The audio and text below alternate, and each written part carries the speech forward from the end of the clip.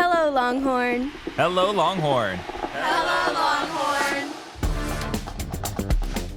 Hello Longhorn, this is the Texas Exes podcast introducing you to Longhorn entrepreneurs and business leaders. And today our alum is Jeremy Tsui. He is the co-founder of Finley and graduated from McCombs with BBA and honors in 2014. So today we're going to learn all about debt. And it's actually really interesting, especially if you know nothing about debt capital, because it is a lesson in all of that. So here is Jeremy Tsui with Finley. I know nothing about debt or debt capital, so this will be really good. Why did you choose the University of Texas? I think for as long as I could remember, I grew up, died to want to go here. I grew up in Dallas or Allen, Texas. Grew up cheering for Colt McCoy and, Jordan Shipley. And so I remember senior year of high school, the moment I kind of got into my dream school, I just kind of, I blacked out and I didn't think anything else about the possibilities of going anywhere else. And Did you get a packet in the mail, or was it through internet? It was super dramatic. I think it was a phone call from the admissions office, which was like when you're. Is that what they do at McCombs? Today they I call just got. you? Yeah, I was. I was over the moon. I got the phone call. I was pinching myself, and so Who calls you? it was the admissions office at McCombs. So if you're listening, kind of fellow, I don't know if this still did works, not happen at but Moody. a little,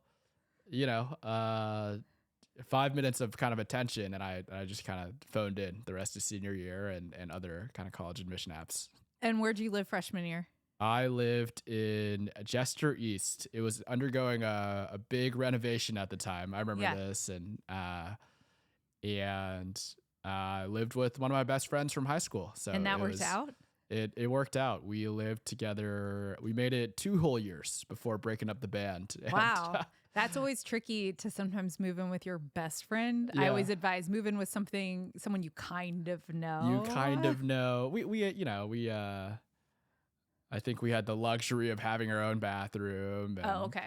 We had different groups of friends in college, but still good friends to this day. And That's cool. What did you come to school? Like, what did you think you were going to do when you graduated? What did I think I was going to do? So I don't want to speak for McCombs and how they they pitch and sell candidates. I just wanted to be a baller. So they were like, hey, if you come to McCombs, like we'll get you into this thing called business or finance. Had no idea what it meant. Don't do it now. But they kind of they didn't sell like academics or course. I remember them just connecting us with all these alumni and being really impressed. But Okay, really, so did you really get to meet a lot of alumni? I got to meet a good number of alumni. I remember they did like mentorship throughout all my time in college was a huge theme, like talking to juniors, seniors, kind of alumni who were returning to campus. And so I think the thing that stuck out to me the most was alumni coming back and saying, hey, I took this one job, discovered I liked to do something else, went a different direction with my career, maybe started my own business. And then even through all the twists and turns, I felt like McCombs kind of prepped me for this, for not one singular path, but a successful career. But you did kind of do the McCombs path, like right away. I did. I went into, I took a job in consulting. Was it in New York City? It was actually in Dallas. I was based out of Dallas, and then I was on the road kind of 4 or 5 days a week, traveling to Chicago, New York, all the major doing consulting. Cities. Doing consulting, working with some of the largest financial institutions as a 21-year-old fresh out of school. And that's like the dream, though. It was the dream. job you thought you were going to do. I was the luckiest guy. Yeah, I got the job I wanted, and crazy enough, like it ended up being really relevant for the startup that I started with my brother Finley, that we're going to talk about. Years later. So you did the consulting job, and then you got the job at Goldman Sachs. That's right. And was that in New York City? That was also in Dallas. That was actually in Dallas as well. Oh, wow. So I actually have spent my whole life in Texas, and yeah, hopefully I'll be back. I'm in San Francisco now, doing a little pit stop and kind of launching the startup, but would love to come back someday. And so when the job at Goldman Sachs, I assume, was another big, huge milestone that you were like, I'm still checking the box off and I'm moving on up to Goldman Sachs. That's right. Yeah. I would say you still have it like on your LinkedIn as an ex Goldman Sachs because it carries that much weight. It carries a ton of weight. I think I'm probably maybe one of the success stories for UT and McCombs. But then I've been super lucky where not only now kind of working on my own startup for, year 5 and selling financial technology, but all the career experiences I've had up until this date actually feel hyper relevant to where I just feel like incredibly lucky. And I know it's not always quite.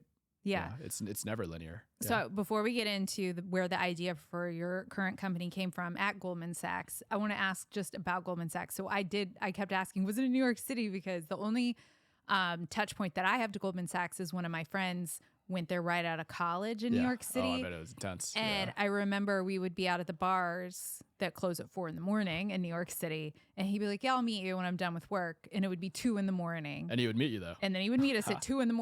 And then he would have to be back in the office, at 7 a.m. All the horror stories, they're real. I was like, what do they do over there? Was it the same in Dallas where you were just it was working pretty all the intense. time? It was, you're working all the time. It's definitely, a little bit more of a kind of work to live period of your life. But it was really special. Everyone, to this day, those were like some of the sharpest people I've ever worked with. Everyone challenged each other. Everyone was like kind of the best ideas win. And then I think in your 20s, like one thing that was really refreshing was everyone was just working on their career, really singular focus, singular minded, super, gunner kind of driver type personalities. And so even from, I left Goldman Sachs when I was, 26, 27.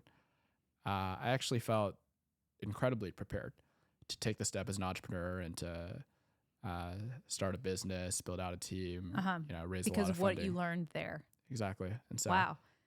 It was, there's a lot you learn on the job as a business owner, but I actually felt quite prepared by the past career experiences. And so it was when you were at Goldman Sachs that you were able to kind of ideate on this idea for Finley.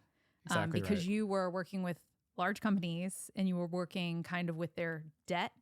That's right. And it was a bunch of 20-year-old kids, right, working on these massive loans, basically, and just going through spreadsheets and emails as opposed to a systemized approach. That's exactly right. So I remember at Goldman Sachs, my group specifically, we wrote really big loans to companies. So when like a waste management company or software company needed, call it $100 million, my group would screen the business, do all the legal paperwork, and then extend the $100 million loan and monitor the company and made sure they repaid the loan back on time for 5 years. And they were y'all were making money off the interest. Exactly right.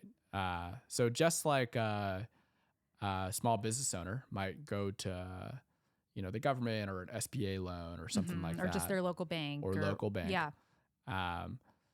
We were helping really big businesses finance their operations and grow. Like $100 million and plus. That's right. Okay. So all the loans were $100 million and larger. And so these loans would take like 3 to 6 months, like maybe even a year sometimes, to kind of do all the what we call due diligence and legal documentation before you guys would give them the money. It exactly would be a year of just paperwork. Yeah. We would interview the executives. We would do these like 20-year background checks. We would make sure the businesses were insured on time, had flood insurance. We would do all sorts of work, but there was really not a ton of technology powering that whole process. So today you might, log on to Robinhood and get like a brokerage account, or you might have Splitwise to manage your finances on a trip with your friends.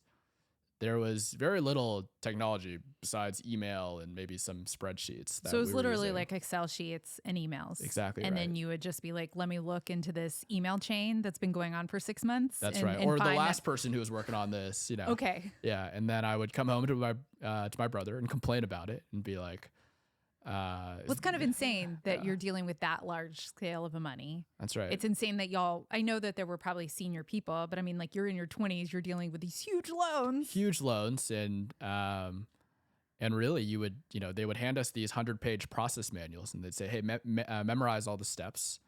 And then I was like, there's got to be a better way to do this. That's like, that sounds fun, reading through 100 pages. Yeah. I still have those process manuals and, yeah, it's super fun. Super fun. What you want to be doing at sounds like 2 a.m. Yeah. And so you were talking to your brother who did not go to UT. He did not, yeah. But he was more in the software world. That's right. And you guys said, why can we not automate this? Build a system. We were like, it's so easy. We're just going to go for it as two brothers. Like it was at the onset of COVID. So there was not a lot happening and going on. And so in 2020, we set out to really take a lot of the product and software knowledge that he had built up in his career. He was early at companies like Palantir, and then really find that intersection of what we were passionate about and incredible enough to build a company in. And so, where did the name Finley come from? Oh man, so had we known that the company would take off, we probably would have spent more time on the name. But no, in 2020, there was we kind of followed the trend of a lot of the startups being started in Silicon Valley and the West Coast having proper nouns. So at the time, it was like Oscar and like was the LY was really Optimizely was really in. And so we were like, we're going to create a really big financial technology company that's boring and works with banks. Let's try to give it a friendlier, more approachable name to kind of. So let's just add an LY. Yeah. Okay. So Finley. And then Fin being financial. That's right. Okay. Financial technology and kind of a play on words. And then we'll just add an LY to make it cute. I joke, someday we'll have to go through a major rebrand, but for now it was just the first word and first website domain we found kind of 10 minutes into the discussion. So you said it was during COVID, but I imagine you were pretty comfortable at Goldman Sachs making a decent salary, probably way more than I was making in radio 5 years into my career. But when did you finally take that step to where it was a side project to, okay, we're putting all the eggs into this basket? Yeah. So I would have summer of 2020, I think. Okay. So almost 5 years ago to the date. We're recording this in July of 2025. Yeah. For those listening. And then I remember, actually one of the things that gave me the most confidence to actually take the jump and take the leap was how supportive everyone was at work. And so I thought, my mentors, my bosses, my peers would be like, what are you doing? You're crazy. But everyone at work was actually, it was quite the contrary there. Hey, Jeremy, when it doesn't work out, just come right back. People boomerang all the time. This is like this is your network for the rest of your life. And so I found that super encouraging, and that kind of encouraged me to kind of take the official plunge. And did you immediately move to San Francisco? I did. I moved, I would have moved in January of 2021. So total lockdown. I kind of scoured Craigslist for like a 12-week lease or sublisting or whatever. And then I had plans to move right back home when it didn't work out or we couldn't raise, venture funding. And so, we moved, found out that, customers really loved the early product that we were delivering, and kind of that's where the 5-year journey really began. So do you feel like you had to be in San Francisco to launch this company? Yeah, that's a great question. I admittedly never took advantage of the startup or the entrepreneurship community in Texas or in Austin. And so I think one of my, I'd say like smaller regrets is as a student not taking advantage of like the programs here, or like meeting different investors, or thinking ahead that, oh, someday I would have been an entrepreneur. And so San Francisco was convenient for us because my co-founders were already there. And then we went through a startup program or accelerator called Y Combinator that's backed companies like Airbnb and Instacart. But I think now the way startups are popping up, and you can really build a company remote first if you have that DNA. You could do it in Austin. You could do it in New York as well. Let's talk about Y Combinator. We've had one other person so far on the podcast that's gone through it, but can you explain for those who don't know what it is and how big of an impact it was? Yeah, Y Combinator is probably the second biggest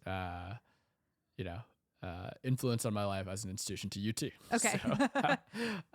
So Y Combinator is it's a 12-week program where they take something like 1% of applicants, and then they kind of give you a crash course for everything you need to know in the early days of as an entrepreneur. So they say that they help you as a CEO or founder not die from suicide, but really give you the best chance to succeed. So it's how do you get your early funding? How do you hire? What should you look for when you hire early employees? How do you actually ideate on a product that people will use, and not and be able to sniff out when they're just being nice to you because they want you to like them. And so it's kind of a safety net, probably. Like, you probably, when you got in, you probably felt, oh, well, this is good. Yeah, we were over the moon. We felt like we had just been admitted to the chocolate factory of startup incubators. And so we went through a 12-week program in January to March of 2021 where two big things happened. We met a bunch of peers, aspiring founders who'd want to go through a similar kind of multi-year journey. And then they really helped us speed run a bunch of lessons that you really don't want to make through mistake or your own experiences if you can avoid it. So it's kind of like, how do you incorporate? How do you file taxes? Okay.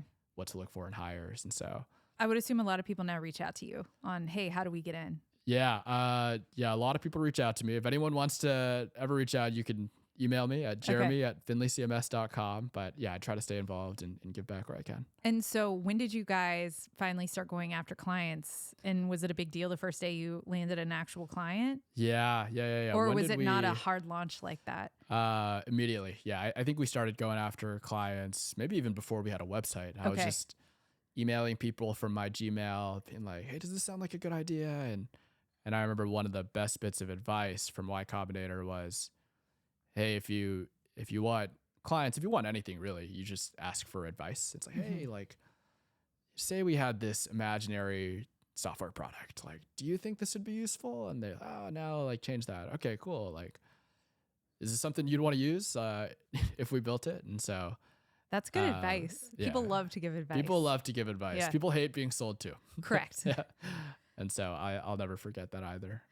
And so just so everybody knows, again, if you're the company you started, Finley, is what we talked about at Goldman Sachs, is to help companies who are looking for debt capital, which is essentially a loan, right? That's like right. In just like plain speak. That's right.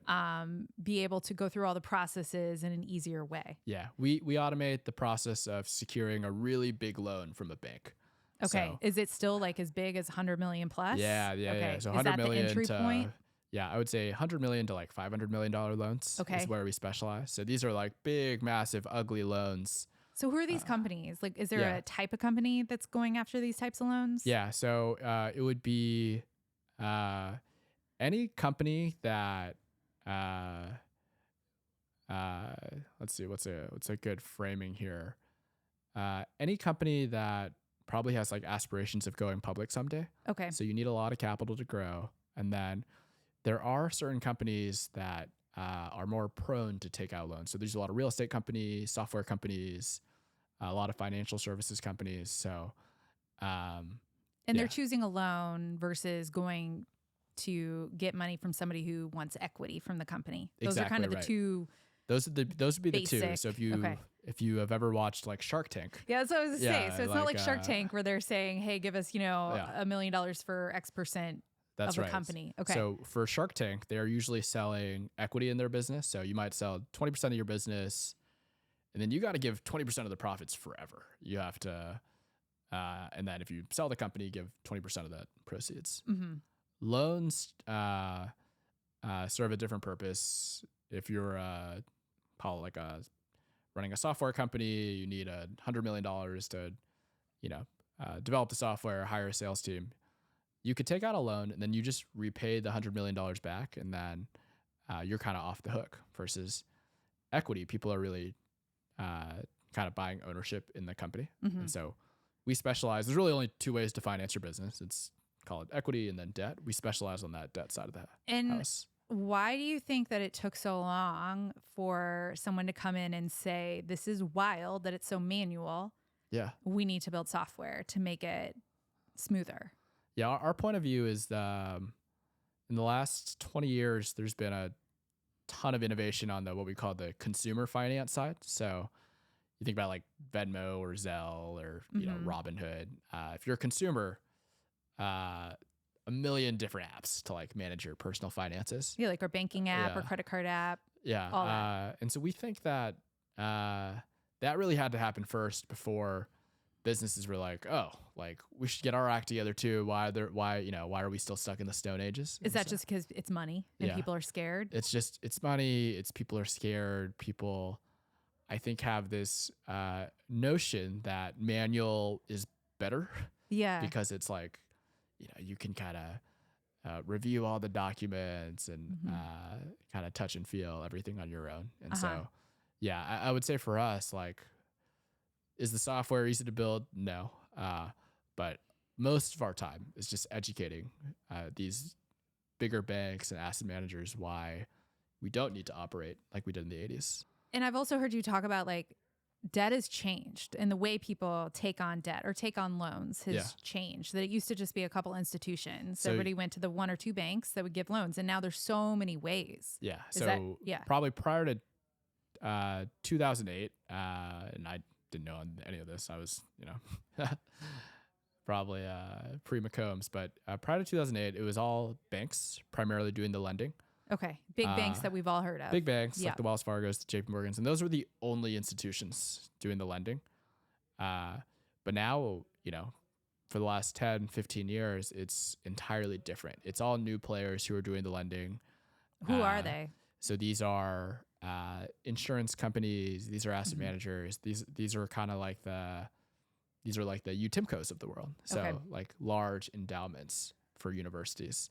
Really? That are replacing banks. So it's a big game of musical chairs. Wait, large endowments from universities are participating in these can loans give as well. money.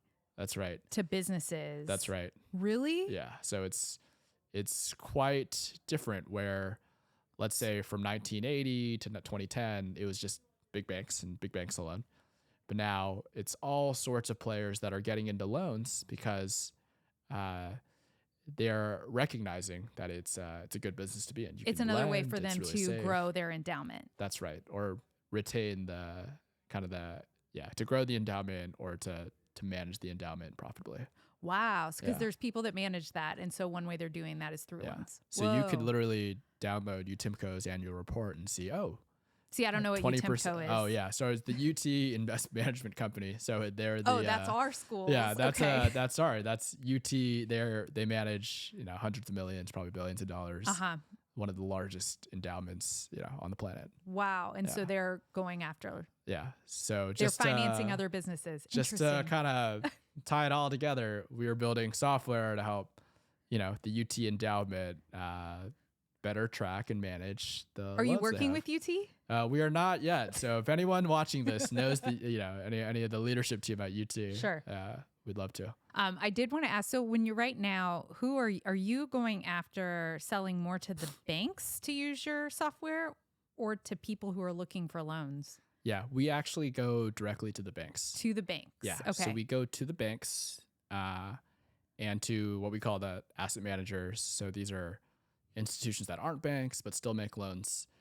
And we ask them, do you want to get ahead and basically manage your own loan portfolios faster, more efficiently than your peers? And this is a really dumb question, but I assume the reason it's advantageous to speed up the process of the loan is because you're going to, as a bank, make money off that interest faster. That's exactly right. Okay. Yeah. And you're going to have a better handle on who might not be able to pay you back. So Okay. There's You can see that's it right. better than going through a bunch of Different spreadsheets, manual spreadsheets. Or you might have a credit officer or loan operations a professional that leaves the bank, and you're like, oh, like who owes us money? That would be the worst. And when it was case. a more manual experience, so human error was able to get in there more often, like what would be the worst thing that could happen?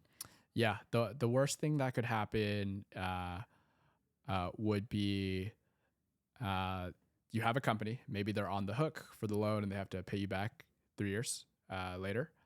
But the company actually, let's say they go under and you don't even know as a bank. So that's probably the worst. And you don't know. Yeah, you don't know. They might close the business. Maybe there was like a big fire at the factory. And then how does your software help know that? So our software will monitor the business health in real time. So Okay. instead of being reactive and waiting for the company to reach out, our software will continuously monitor the financial health, the accounting records, the Because there financial weren't statements. enough people. You weren't just like when you were at Goldman, you weren't just sitting there doing weekly checkups Yeah, on the company because right. there were so many companies. there were so many that were companies. doing loans. We were lending to hundreds of companies. and alone. so they weren't, but this way you guys can Yeah. show in the pipeline the health. That's right. So that's Okay. one. Maybe like I'll do my best to draw parallels. Maybe in your own world, you have a way to engage with all the, who's opened the different emails or watched Sure. the podcasts. Yeah. And, for us as well, we allow the banks to basically give a really high touch experience with all the borrowers so that they're in the know at all times. So they were kind of in the dark before, That's right. just trusting You're the kinda process and guessing. hoping that the other person would do right by it. Yeah. And then when it went bad, then you had to chase them. And That's this right. way you can be a little ahead of it. We had times where companies were going through like a bankruptcy and you wouldn't even know until you saw it on the news. So that would be like That's not wild. not a great situation. Like that happened to you. That did not personally happen to me, but it may have happened a time or two on That's our watch. crazy. Yeah.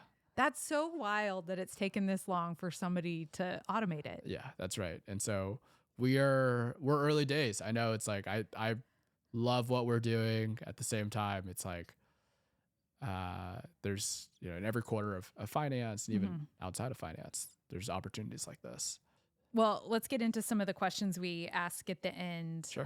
As far as your time at UT. So do you remember a favorite place that you would go get food? Oh man, I'll probably get hated for this. I was a big Taco Cabana guy on MLK. Was that why? A big Taco Cabana, and then They had really good tortillas. they got great tortillas. I lived nearby, and then probably Torchy's. That was like my I think I visited when I was in high school, and I remember going to Torchy's, and it was like walking all the way up Guad or whatever, and it was like, oh, I gotta come here and eat at Torchy's. Yeah, big Torchy's guy. People have different opinions. But Sure. yeah. No, I'm a Taco Deli person, Yeah. but that's okay. I understand. Sure. I'm the other taco person. There you go. Do you have a favorite professor or class that you took? Yeah. But I still try to keep up with so many professors here. One pretty memorable class was my LEB class, or like law and ethics and business, maybe with Dr. Prentice. So I remember I'll do my best. But the premise of the class is like, hey, how can we train you to think now so that when you're running and operating businesses in the future, you can do so like ethically, morally, in a way that's sustainable and best for the long-term health of the business. And so we would just go through case study after case study of, hey, what's a good example? I got one. So it's, you're the CEO of a company. You have to decide how to grow, and you got to get into this other country. But in that other country, let's say, like bribes are really common in order to get like government permits and stuff to operate. So what do you do? So what do you do? And it's like, well, like you could, not enter the country, but then you would, probably lose a lot of shareholder value and stuff. Sure. Or you could kind of, comply, like operate with their own business practices in that country. Yeah. So a lot of situations like that. And you're like 19 years old. You're like, you should do it. You should not do it. And so Sure. it was fun. It was kind of like a baby step into a lot of real world problems that we go through today. Well, thank you for coming in today. Yeah. You're our Thanks so first much, from Sara. San Francisco. Oh, really? Yeah. You're the first. Well, thanks so much, Sara. And Yeah. wishing you the best. Thank you. Hook 'em horns.